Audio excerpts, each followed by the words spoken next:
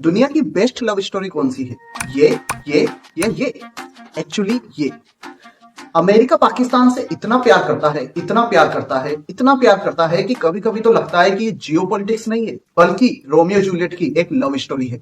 2022 में आईएमएफ ने श्रीलंका को लोन नहीं दिया लेकिन पाकिस्तान को दिया। पाकिस्तान को F-16 जेट्स के स्पेयर पार्ट्स मिलते हैं। पाकिस्तान को FATF की ग्रे लिस्ट से निकाला जाता है। यहां तक कि अमेरिकन एम्बेसडर पीओके में जाता है और उसे आजाद कश्मीर बताता है। लेकिन अमेरिका के लिए पाकिस्तान कैसे हुआ, इतना जरूरी कैसे हुआ? आज की इस वीडियो में हम अमेरिका और पाकिस्तान के इस प्रेम के बंधन को डिटेल में समझेंगे।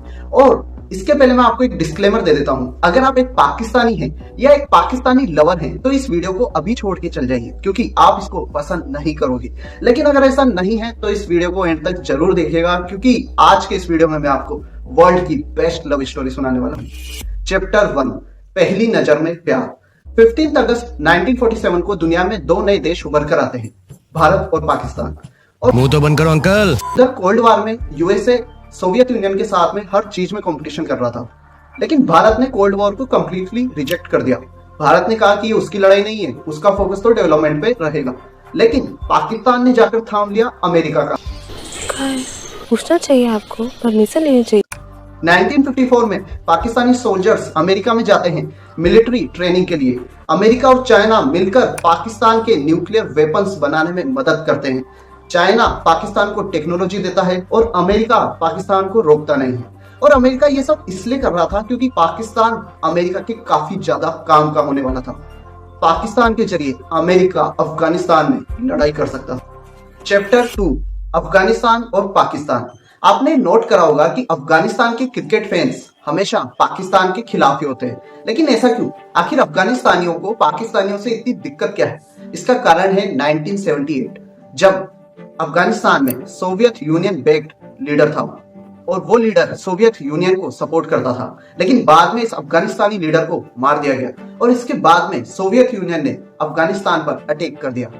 और इस लड़ाई में अमेरिका भी भाग लेना चाहता था, लेकिन डायरेक्टली नहीं, इनडायरेक्टली पाकिस्तान के जरिए। क्योंकि 1973 में अमेरिका वियतनाम वॉर में बहुत बुरी तरीके से हार गया था। उसका ईगो हर्ट हो गया था और उसने ठान लिया था कि वो कम्युनिज्म को चोट पहुंचा कर ही रहेगा।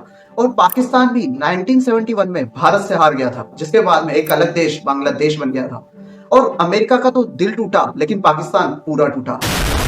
और इसके बाद में ऑपरेशन साइक्लोन चालू किया गया, जिसमें CIA ने अफगानी मिलिटेंट रिबल की एक सेना बनाई और उनको ट्रेनिंग देना चालू करा, लेकिन पाकिस्तान के जरिए। पाकिस्तान ने मुजाहिदीन बनाया जो कि अमेरिका की सोवियत यूनियन के खिलाफ मदद करता और पाकिस्तान की भारत के खिलाफ मदद करता। मुजाहिदीन लाए पूरी दुनिया से, हमने तालिबान को ट्रेन किया, उन्हें वेपन्स दिए, उनको अंदर भेजा। वो हमारे हीरो तो है, बिल्कुल। ओसामा बिन लादेन हमारा हीरो था। 1989 में सोवियत यूनियन हार कर अफगानिस्तान से निकल गया और 1991 में तो पूरा सोवियत यूनियन ही टूट गया। और इसके बाद में मुजाहिदीन हो गया अनएम्प्लॉयड और इसी अनएम्प्लॉयड मुजाहिदीन को पाकिस्तान ने भारत की तरफ डाइवर्ट कर दिया। और इसी कारण से 1990s में कश्मीर में बहुत ज्यादा टेररिज्म देखा गया।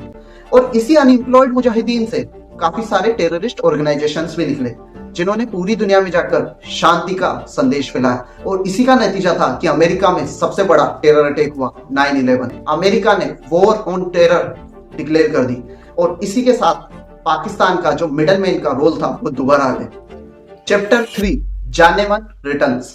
आप इस अफगानिस्तान के मैप को ध्यान से देखिए। यहाँ पर अमेरिका अगर घुसना चाहता है तो उसे ईरान, इराक या पाकिस्तान के जरिए घुसना पड़ेगा। लेकिन ईरान को तो अमेरिका ने बहुत पहले स्पॉन्सर ऑफ टेरर डिक्लेयर कर दिया था। इराक पर अमेरिका ने 2003 में अटैक कर दिया था। तो बचता है सिर्फ पाकिस्तान, जिसके जरिए अमेरिका ने 2021 तक अफगानिस्तान में लड़ाई लड़ी। और 2001 से लेकर 2011 तक अमेरिका का सबसे बड़ा विलेन था ये इंसान, ओसामा बिन लादेन। और पाकिस्तान की ये जिम्मेदारी थी कि वो ओसामा बिन लादेन को ढूंढने में अमेरिका की मदद करेगा।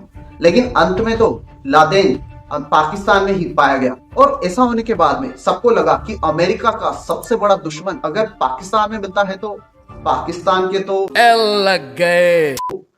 लेकिन ऐसा कुछ नहीं हुआ। अमेरिका ने पाकिस्तान को मदद करना जारी रखा क्योंकि सच्चा प्यार वही होता है जो आपकी सारी गलतियों को भुला के आपको गले लगाए। Chapter 4, Pakistan is genius. कैसी अपमानजनक बातें कर रहा है ये। अरे गुस्सा मत होइए, ध्यान से सुनिए। पाकिस्तान ने पिछले 30 सालों में एक ऐसा जीनियस फॉर्मूला बनाया है जिसकी मदद से अमेरिका उसकी मदद करता ही जा रहा है।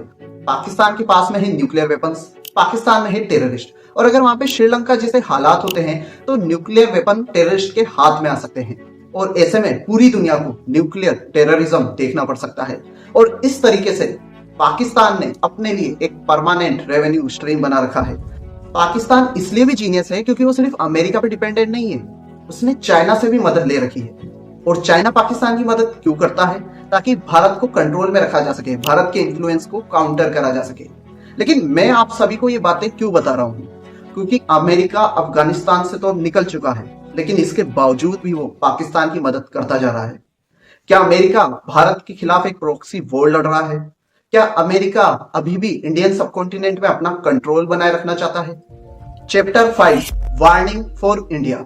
बाइडेन चाचा दिवाली तो मनाते हैं, वो व्हाइट हाउस पे रंगोली भी बनाते हैं, लेकिन जब से वो प्रेसिडेंट बने हैं उन्होंने अभी तक भारत के लिए एक परमानेंट एम्बेसडर नियुक्त नहीं किया है। ये एक वार्निंग साइन है जो अमेरिका भारत को दे रहा है कि अगर हम उनकी हर बात मानकर उनके पपेट नहीं बन जाते हैं तो हम पर ऐसे ही प्रेशर डाला जाएगा, हमारे दुश्मनों को मदद दी जाएगी, जैसे कि पाकिस्तान को F-16 जेट्स के स्पेयर पार्ट्स दिए गए, ये जानते हुए भी कि वो जेट्स भारत के खिलाफ इस्तेमाल हो सकते हैं।